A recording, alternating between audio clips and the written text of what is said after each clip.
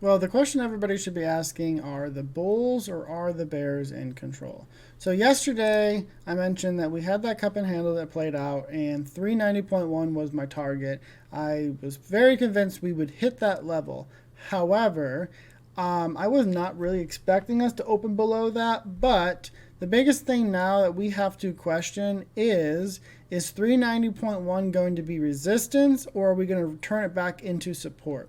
For the end of the day there, really until power hour, it was very, very convincing that this was going to turn into a massive reversal candle back up. However, we had a very impressive $2.40 sell-off during power hour, which is even more impressive when you consider the fact that the daily range was only $3.82. So over 50% of the range of the total day we dropped during power hour.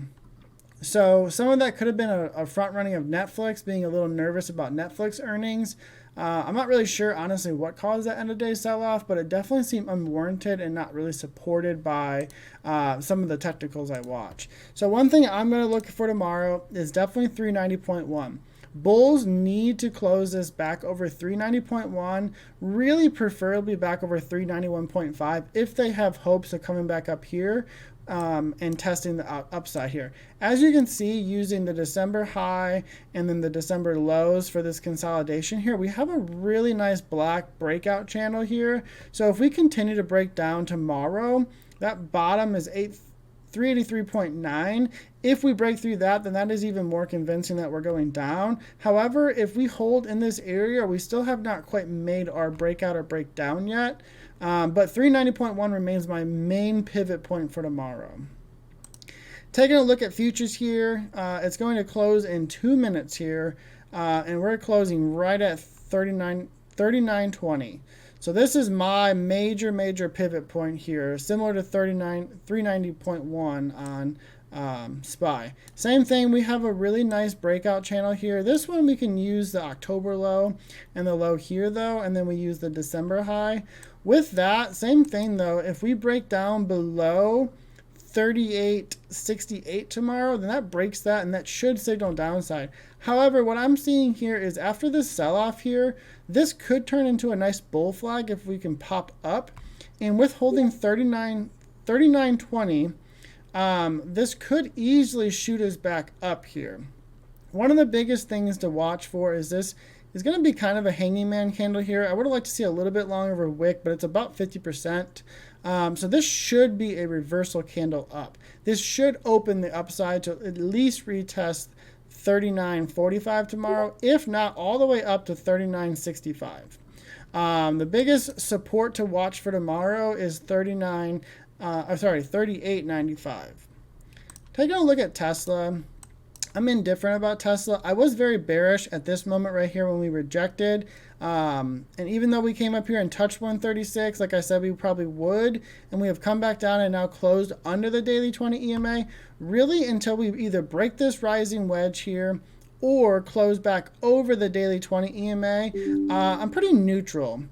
I'm indifferent. Really 128.8 is the big resistance, which will be the daily 28 tomorrow.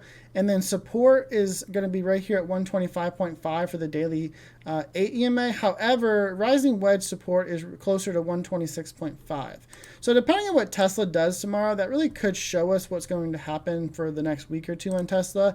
The weekly is convincingly bearish with this massive hammer candle here with a rejection off the daily 8 EMA.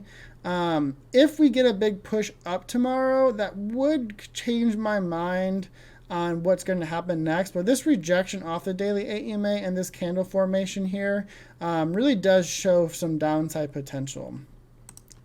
Looking at the VIX, this is the biggest reason I really am staying short-term bullish on the markets. And I know the VIX has been pretty disconnected lately, but we have a resistance line that goes all the way back to October of this really nice falling wedge here. We broke out and we touched it right here at 21.7 high today, and then we immediately fell down. With this big old evening star doji setup that we're having here on the VIX, plus we really are setting up a nice Morningstar doji pattern here on SPY, and a rejection with a closure back under the daily 20 EMA, I really have a feeling that we're going to see, based on the technicals here, a downside push back under 19.7 tomorrow on the VIX, and that should bring SPY back over 390 tomorrow. Whenever I see a pattern that both the VIX and SPY are showing the same direction, so the VIX pattern is showing that it is going to sell off, which would be bullish for markets, and SPY is showing a possible reversal candle, which is bullish. So whenever those two things align, I really do favor that. That is a great play, and it's a high probability setup to play that. I am in some 15 DTE calls for that reason, as I do suspect that we are going to see a bigger push up here. I don't think we're going to have too massive of a green day, but I do think we're going to try to close somewhere in this 391.5 to 393.6 area.